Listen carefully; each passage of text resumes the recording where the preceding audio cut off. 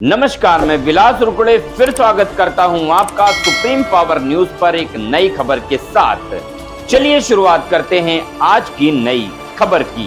महाराष्ट्र के गोंदिया से Asia खंड की सबसे बड़ी गुफा कचारगढ़ पहाड़ी तथा मां काली कंकाली मां के दर्शन करने हजारों आदिवासियों ने किए। गोंदिया जिले की प्रसिद्ध पहाड़ी देवी स्थान जहां 16 राज्यों से लाखों भक्तगण प्रतिवर्ष आते हैं, बड़ादेव तथा मां काली कंकाली के दर्शन कर धन्यवाद कर अपनी मुराद पूरी करते हैं। इस अवसर पर ध्वजारोहण क्षेत्रीय विधायक संजय पुराम ने किया। ध्वजारोहण में सभी गोंडी पुनेम प्रचारक तथा सभी आदिवासी सगा उपस्थित होकर बस्तर का आदिवासी नृत्य आकर्षण का केंद्र बिंदु रहा। हजारों जनसमूह को कचारगढ़ भजन समिति द्वारा भोजन वितरण किया गया, जिसमें अध्यक्ष घनश्याम प्रदीप, सचिव राधेश्याम टेकाम, मनोज एडुपाते, विजय टेकाम, हनुमत बटीवाला, उसके मणिलाल अचाले आदि प्रमुखता से उपस्थित थे। महाराष्ट्र गोंदिया से सतीश पारधी की रिपोर्ट।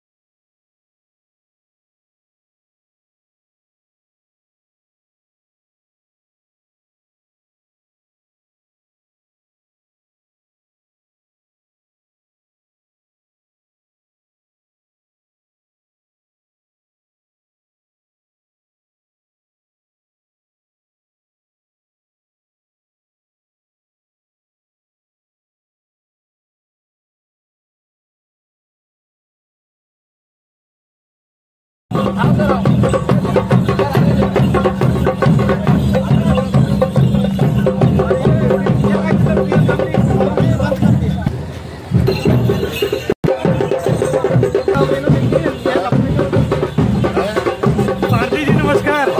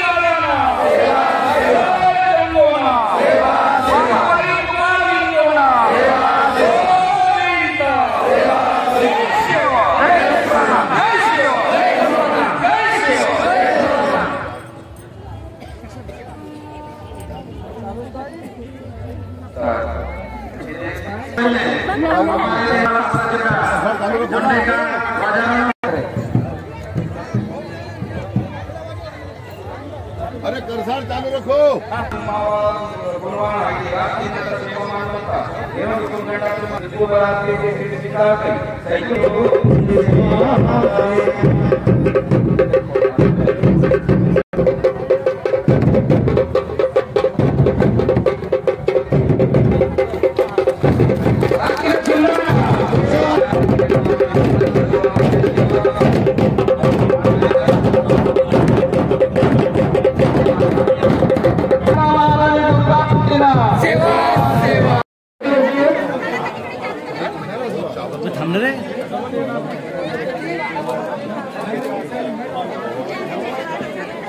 अरे कुछ लोग इधर आइए। पीछे आ जाओ, उनके गाड़ी चालू हो जाएगा।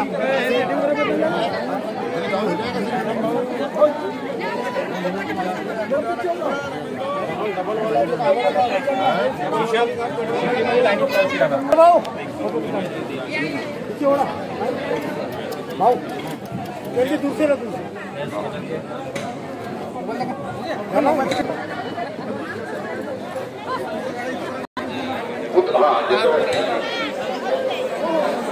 और सबूत वार्ता को विनंती मंत्रा सेनाबाद मान और आचार्य की रंगी कंगाली ये ना पुतला तो ये सबूत वार्ता को विनंती मंत्रा जो आज पेशा से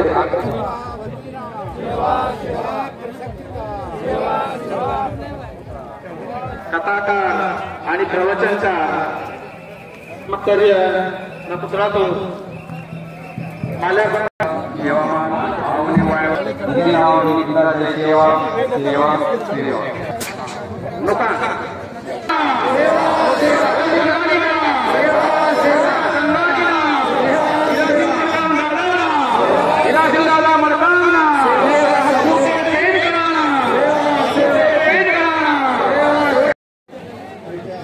संपूर्ण भारतभरातून या कचारगडमध्ये येऊन गोंडियन सगा बांधव श्रद्धासुमन आपले अर्पित करतात। दरवर्षी कचारगडमध्ये हा मोठा कार्यक्रम होतो। या कार्यक्रमाच्या निमित्ताने भोजनदानसुद्धा ह्या ठिकाणी होतो। आरोग्य शिबिरची सुद्धा ह्या ठिकाणी व्यवस्था केली जाते शासनाच्या माध्यमातून। जिल्हा परिषद गोंदियाच्या माध्यमातून पाणी पुरवठा, जिल्हा परिषद गोंदियाच्या माध्यमातून आरोग्य, त्याचप्रमाणे पाटबंधारा विभाग, PWD विभाग, पोलीस विभाग, आदिवासी विकास विभाग या सर्व विभागाकडून या कचारगडच्या यात्रेसाठी मोठ्या प्रमाणात निधी उपलब्ध केली जाते। दरवर्षी या कचारगडमध्ये लाखोच्या संख्येने गोंडियन सगाजन या ठिकाणी येतात। खरं म्हणजे दरवर्षी या कचारगडमध्ये सेंट्रलचे मंत्री असतील, राज्याचे मंत्री असतील, ते या ठिकाणी येतात। दरवर्षी कुठल्या ना कुठल्या प्रकारचे घोषणा करून या ठिकाणी कामं मोठ्या प्रमाणात होतात। परंतु मुख्य मागणी या ठिकाणच्या समितीच्या सदस्यांनी या क्षेत्राचा आमदार म्हणून यांनी माझ्याकडे केलेली आहे। निश्चितच लाखो लोकांना राहण्याची गैरसुविधा होत आहे, सुविधा नाही आहे। त्याच्यामुळे या कचारगडमध्ये जवळपास 100 कोटी रुपयाची निधी जर उपलब्ध झाली, महिलांसाठी स्वतंत्र इमारत, पुरुषांसाठी स्वतंत्र इमारत, अशा प्रकारे भव्य इमारती या ठिकाणी आपण भक्तनिवासची व्यवस्थाच्या दृष्टिकोनातून मागणी आलेली आहे।